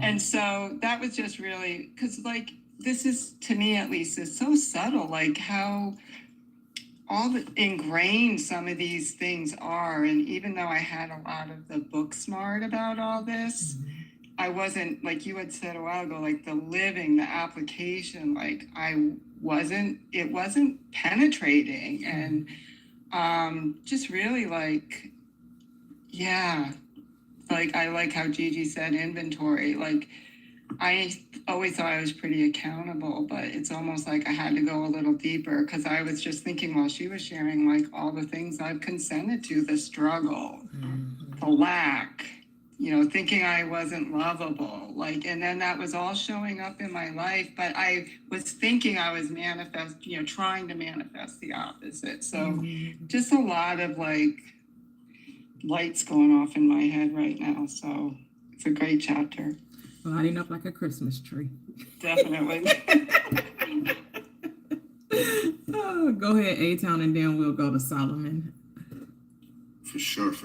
Okay, so yeah, loving all the shares. Thank you guys for all the all the input and the resonation. It's very illuminating just sitting back and listening. So I definitely appreciate that. See, this goes back to, I guess, even just what we talked about in the first chapter, where it says that, if we accept the idea of a first cause, it will follow that the evolution of that cause will never result in anything foreign of itself. So, anything after what we think, or anything of what we, what it is, anything reflecting of our identity, anything following that is what it is. And so that we can appreciate that, right? As, I know sometimes a lot of times the accountability is a tough pill to swallow. And I know we say that, but it's easier than being programmed by the nonsense that we have been, when we really look at it, you know what I mean? To where it's like, as I think the taking inventory has been announced in a lot of different people's, resonation. But being able to take that, okay, I can accept what I want, right? That we are, and I think the next chapter, I think chapter 4 talks about desire. We can accept our desires, right? When we can be what we want to be. But yeah, so I highlighted that part. Consequently, what appears to you. So, okay, yeah, consequently, what appears to you as circumstances, conditions, and even material objects is really only the product of our own consciousness. That's really dope. Right? When we're able to know that, it is what I want it to be, and being able to sit with that, I guess, is where we got to kind of undress and unravel certain things in our mind, right? But that comes with just being able to know, going within, and being able to, sit with that. Let me see, I had something else. And I'll even give something personal where talk to, a couple of friends of mine, or, where I assumed more so performative, like my relationships, even my relationship with God, being able to, everything was performative. Everything was, I had to reach, I had to strive, I had to become, or I had to show, all these things. It is crazy, being able to really like unravel that, being able to know that, okay, it's natural, it's sort of natural for us to want to be what our parents want us to be. Okay, then we go to church. Oh, I want to be what the pastor wants us to be. And then we want to, for your friends, you want to be what your friends want. You know what I'm saying? Just being that. And so, being able to take all that back, it's a mind fuck. You know what I'm saying? It's a whirlwind, huh? Yeah, because it's like, damn, just F all that. You know what I mean? Yeah. And it's so relieving. And so, just definitely appreciative, especially what Gigi said, where it's like, it's happy tears, because it's like inside my, that little kid of mine, I'm able to kind of comfort him a little bit better, you know what I mean? In terms of just being able to say, nah, bro, that wasn't, we ain't need to do all that, right? Just of the stigmatisms that we, that serve us, that have served us in the past, no longer serve us. And it says, what you consent to what you consent to can only be discovered by an uncritical observation of your reactions to life. And so I think Cheryl was just saying that how reactive things can be. I see how. But the operant word in that statement, uncritical. Right. Some of us are doing an assessment, but we're judging it. It's wrong. That's not being uncritical. That's condemning. So be careful, be aware that when you are recognizing how negative you are, don't condemn it. Just say, oh, I get to what? Change it. Just change it. You don't have to be like, oh, it's triggered, or I'm in a downward spin. Oh, I can't believe, oh crap, I can't believe I thought that about myself. Nope, we're not doing that. Right. Yeah. And even assessing it from an uncritical standpoint, where it's like we always attach the feeling to, what somebody said or what you kind of did, or your activity, and that can be really a psychological drama. You know what I'm saying? A soap opera, mentally, and we're in our own as the world turns. You know what I'm saying? The old school. And I remember I used to sit my grandmother. She used to love watching soap opera. I mean, anything out of the soap opera, she was either laying hands on somebody, casting some demons out of somebody, telling somebody, you know what I'm saying, like doing it. But she always was down for the drama in the soap operas. And I never understood that, where I was, I was sitting there right there with her, you know what I mean? Where I would know the players and who's doing who. Hospital, there's the hospital one. It's the As the World Turns, you know what I'm saying? All these soap operas, like she would go from like, I think it starts about 11 o'clock to about 3, 4 o'clock. You know what I'm saying? So just being able to see that, the impressions of that at a young age, I see where, General Hospital, you know what I'm saying? Yeah, I watched them too. Where I just see how mentally, I have my own soap opera. And so, he goes to saying, the world moves with motiveless necessity. By this is meant that that it has no motive of its own, but it's under the necessity of manifesting your concept. The arrangement of your mind, and your mind is always arranged in the image of all you believe and consent to as it's true. So that really just helps me like debunk and again take inventory of what I don't, of what's not, what's irrelevant. My inner conversation, my self-concept, a lot of titles, even through, pet relationships and things, just even in the world where, if you're a player, or if you're a hoe, or if you,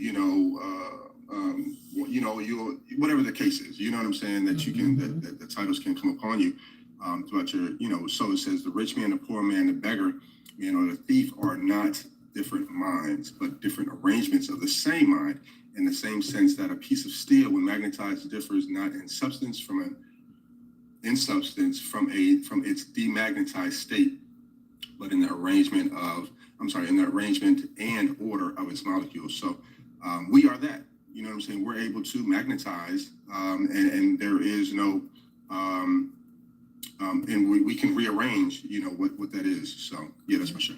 Yeah. Ooh, love it, love it, love it. Thank you, thank you, thank you. That's it.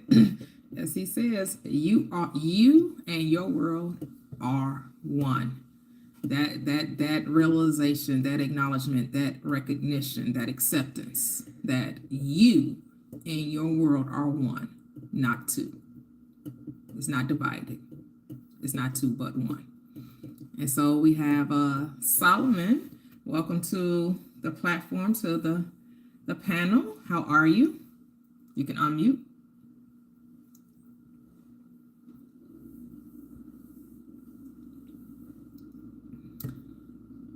Are you there?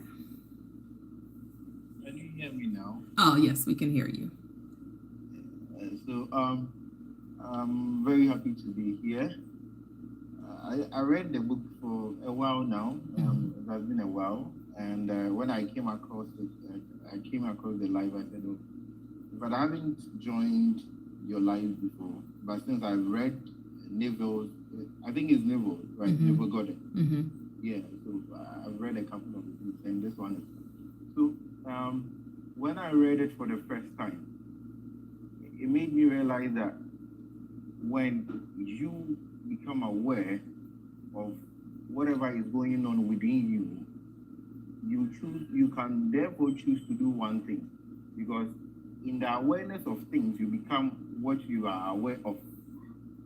So when you know that you are aware of this thought, you are aware of whatever is going on in your head, in your life, that all the parts and everything that is going on, when you become aware, then you choose, okay, do I want to live like that, or do I want to change it?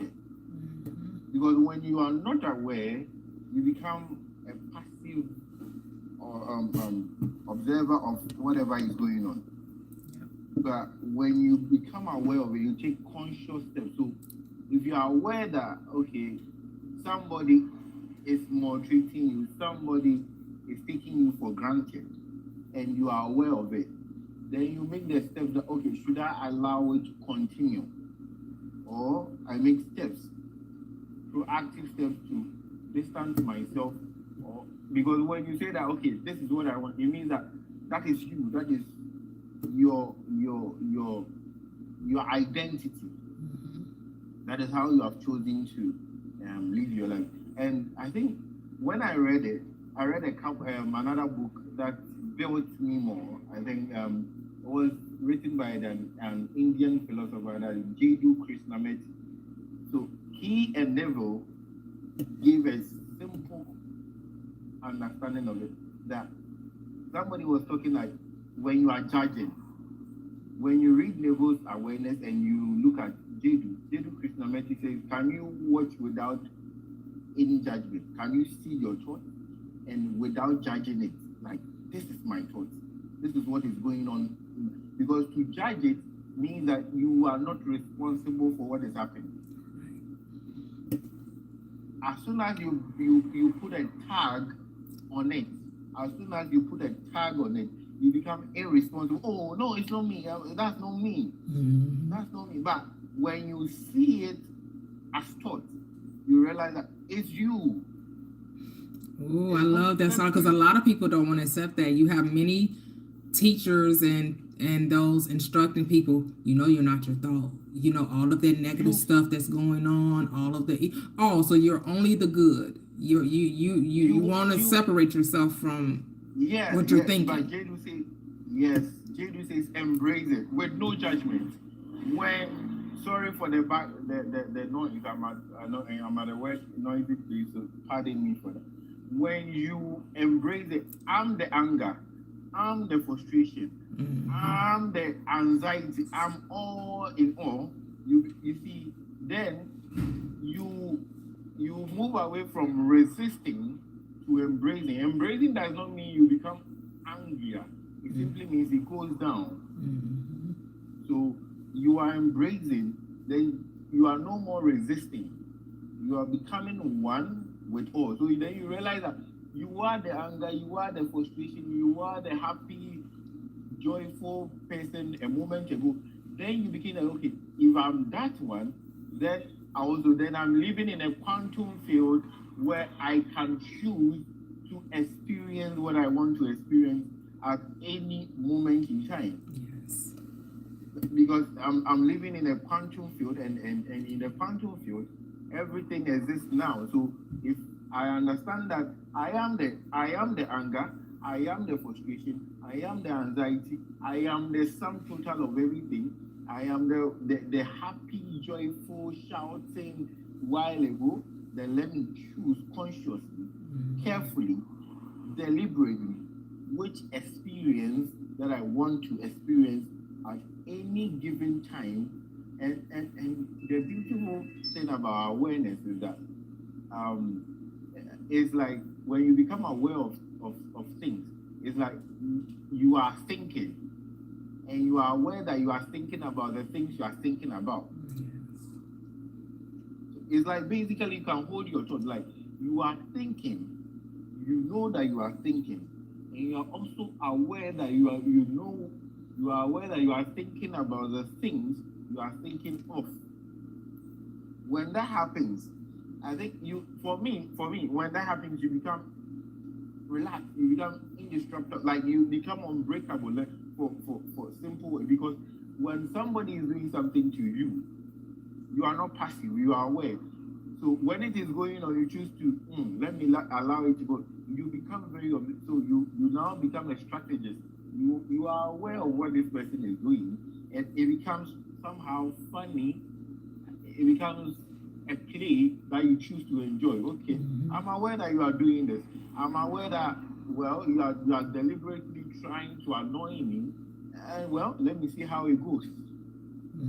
When that level of awareness comes to your head or comes to you, you become the master of your own destiny. You become the master of your own choices. So it's like you being, excuse my words, you being fooled by somebody, and you are aware that you are being fooled by that person who is fooling you, and you are just saying, oh, let me enjoy this. Let me see how the play will unfold. That to me, that's the beauty of awareness. Gives us responsibility and accountability. And I think most people, the reason why people cannot utilize the power of awareness is they create separation. They separate themselves from their thoughts, and they think that they are different, and that comes when you give judgment. Yeah. So you are annoying. Yes, I'm annoying. Yeah, you need to embrace it. I'm all of it. I am everything, and everything is I am. Yes, I am damn annoying. When you're able to say to yourself, I'm damn annoying, and then you see it, you choose, okay, should I be annoying to this person? Or let me give him the happy lovey-dovey part of me. Because when you create separation and the person says you are annoying because you are not aware, you be, I'm not, then there will be friction. So every time you are not happy when you are annoying, yeah, because maybe you are annoying me too. So when you embrace everything, but one thing people know is people then say, okay, if I embrace it, whatever we have tagged as good or bad, for example, whatever they have tagged as bad, so should I embrace it? I say embrace it and then observe. When you observe, you then, okay, which do I really want this one? Do I really want it? Okay, if I don't want it, I take it out. But if you don't embrace it, no matter how hard it is, so somebody says you're traumatized. I say, damn, I've been traumatized for some years. You know, you need to understand that what this person did to you traumatized you. When you look at it, then you begin to observe, look at it, and say, okay, I was traumatized. Now I'm going to choose a new version of me that will not be that person who has been traumatized. Because if you don't accept it, you'll be fighting it. Mm-hmm. And when you fight, you will not heal. Yeah. Yeah. When you're fighting, you are not healed. Right. I think Because here's the thing, we try to say that one thought is a higher or a lower, right? Consciousness isn't judging it from that perspective, though. Conscious doesn't care if you think it's negative, if you think it's lower, if you think it's higher, if you think it's positive. All consciousness says, what are you thinking? And whatever you're thinking, I'm going to give it to you. We as the son, the idea, the image of thought, we're the judge. See, the Father judges nothing. Awareness is not judging you. Consciousness is not judging you. Consciousness does not care if you see yourself as a thief. Society may see it as wrong. And the only reason society judges is wrong because you do. Because you know how many people steal and suffer no consequences from it? Yeah. Look at the country we're in. Just, you know, come on now. Come on now. Come on. I don't know. You may not be in my country, but in the United States, right? United States, but you know, Africa has been a lot of places in Africa have been taken up too, have been stolen too, right? Have been infiltrated. So you know, I got a few minutes. Go ahead. Okay, let me sum up. When you read the Power of Awareness, and you are lucky enough to come across the Hermetic principle, that is the Kabbalion. The Kabbalion makes you appreciate level on a deeper level that the universe does not judge. The universe operates on fundamental principles. The universe has a rules of engagement. So whatever you do, it has no tag as negative, positive. It simply means it has a consequence. Then you see, language is very powerful. When people hear consequences, they think of negative. Yeah. It just means it's an effect of your cause. Every cause has an effect. That's all it means. That's what karma is. Karma is just the action of your thought. It's not about a punishment. It's not judging the action or the thought. It's just giving back to you what you thought. That's it. Yes. But the mind has been manipulated so much that when you tell somebody that what you are doing has consequences, the person says, no, okay, then the consequences is negative. No. When you work hard and you get a bonus, it's the consequences. When you are so when you understand that if you choose to embrace any kind of awareness that you are in, there is a consequences attached to it. So the universe doesn't care whether it's good. It doesn't know what it simply means cause and effect. It says for every action there is an equal and correspondent reaction to it. As above, so below, as within. So that is how the world is. Yeah. And people are messing that. So let me ask this: please, when do you come online so that I'll be readily available from time to join? I'm really enjoying it, and I'm really grateful for having me. Thank you. And love from Africa. Yes, And Africa is a great place. So when you have some time, come and then enjoy the nice environment of Africa. Yes. What part of Africa? What part of Africa are you? I'm in Ghana. Ghana. Oh, my daughter is so looking. I think she wants to go. I think she may end up there this year. She wanted to go. Okay, Ghana. Like last year, but I think she's definitely going to get there this year. She wants to do, I think, a solo trip. So yes. All right. Yes. So, I'm in route. I'm en route to everybody. Thank you very much. Yes, thank you. So I do come on. The book club is every Saturday at 10 a.m. Central Standard Time. I don't know what time that is for you. I don't know about this 10 a.m. Central Standard Time here in the States. On Wednesdays, I do Manifesting Wednesdays. I do that at 5 p.m. Central Standard Time, where we just talk about our manifestations. People ask questions about manifestation, and I understand manifestation is not a technique, it's a way of life. It's about not how to manifest, but what are you manifesting, how to change what you are actualizing in your life, right? So we do that on Wednesdays, 5 p.m. Central Standard Time, and we just started the book club today, and so we'll do the book club until we finish the book, whenever that is, and so that'll be every Saturday.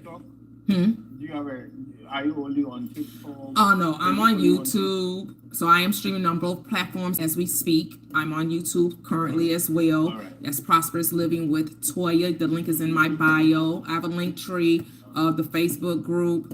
I'm on IG as well. IG is royalty_forever. But my other platforms is I have a private group on Facebook, Prosperous Living with Toya, and then my YouTube is Prosperous Living with Toya. So I'm on 4 social media platforms. Yeah.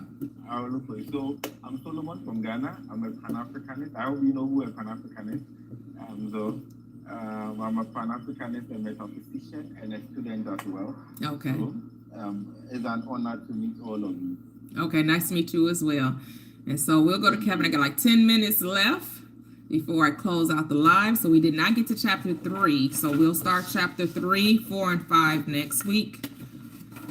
We'll do those 3. And then next week, of course, I'll be able to be on longer because I'll be at home. So, but go ahead, Kevin. I saw you were unmuted. Did you have something to say, Kev? No, I'm good. I feel like I've manifested Solomon because I've heard of him maybe a couple of days ago. And I never, I heard really great things about Solomon. So I wanted to hear him personally. And this was like 2 days ago. And here he is. Nice. All right. Woohoo. There we go. I'm highly honored, sir. I'm highly honored. Thank you very much. Beautiful. Hey, manifestations all over the place. And so we understand that life is a manifestation. So I know a lot of people don't like the word manifestation, but it just means to bring your thoughts into visibility. That's it. It just means that you're entering one state into another. That's all manifesting is. And so, like we brought out that there is a line in the book that says magnetism is not generated, right? A-Town touched on talking about magnetism a few sentences above, but he said magnetism is not generated, it is displayed. So health, wealth, beauty, and genius are not created. They are only manifested by the arrangement of your mind, which means that is by your concept of yourself. It's how you see yourself. And so it's about having the courage, regardless of what the body is feeling, right? Because people get so caught up on the feelings, right? And so the body is maybe, as some people say, going through withdrawal experience because the body is used to wanting to feel safe with little, safe with lack, safe with being less than, safe with all of the isms that we have found ourselves being indoctrinated with, right? With racism, with sexism, with, socialism, with whatever ism you can think of. The body has become attuned to that belief. And so now you're telling the body, well, no, now.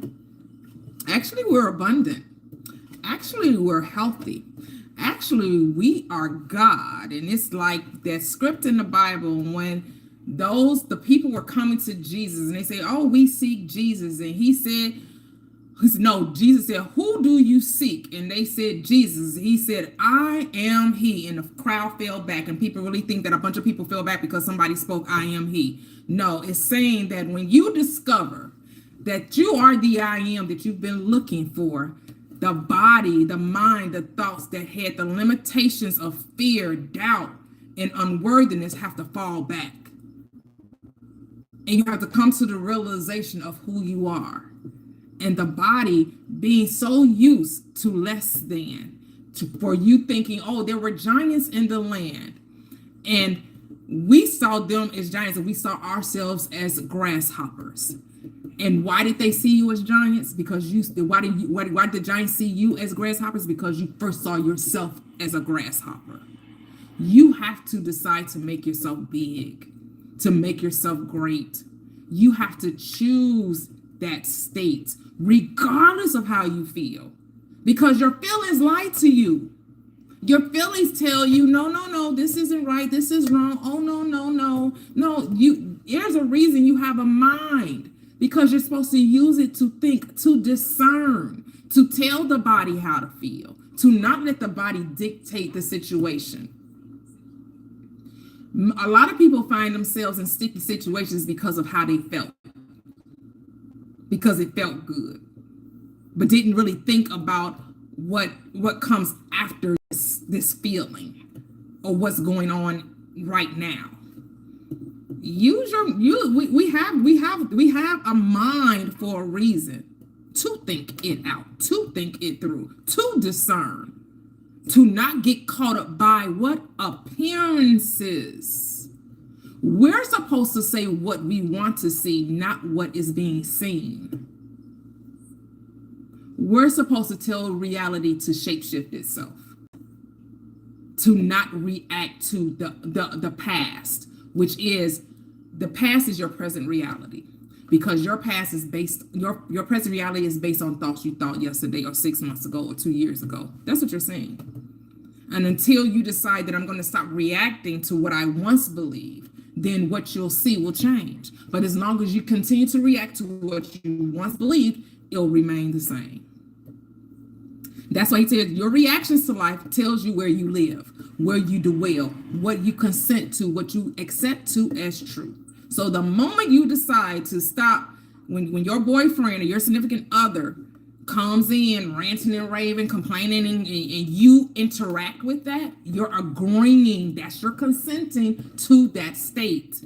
But if you don't, and you just observe, and you just be present, and you just say to yourself, oh, that's not the script I wrote for you. You playing out a character. But you say this within. You don't say that to them. You say it within your own mind. And the moment you decide not to react to that old state, the old state has to die. But every time you react, what you do, you give it life. You cause it to be to resurrect in your world. You allow it to stay alive. So if you want something to dissipate, you want something to die out, you have to withdraw your attention, which means you have to stop reacting to it. You have to stop talking about it. Every time you meet somebody, every time you with your family, you rehearse in the old state. And then you wonder why things never change. Because you haven't. Things don't change until you do. You have to want to be different. You have to want it. Like how bad do you want it? How much do you want? You have to be so angry at yourself that you're not willing to say the same. You got to be so fed up with yourself that you're not willing to be and think the same old way, to keep experiencing the same old Groundhog Day. And the only thing you have to do is be still. Still that mind. Get your thoughts in order. It's not what you do with the body, it's what you do with the mind. Because the body is the effect. It's always going to follow the mind. You don't have to worry about that. You don't have to worry about what to do. You have to think about who to be. Who do you say that I am? That's the only thing. And so I want to thank everyone. Oh my goodness, this is a great live. It was a wonderful, wonderful live. Thank you guys, everyone, for joining the panel, for coming up, sharing your insights, your transformation, your revelation. right? There was some revelation right here on this panel. People got getting aha moments, like, damn, yeah. It's a beautiful thing. Because we're all about transformation over here. Go ahead, Latoxi. I was gonna say, there's been some people asking about where to get the book. Go ahead.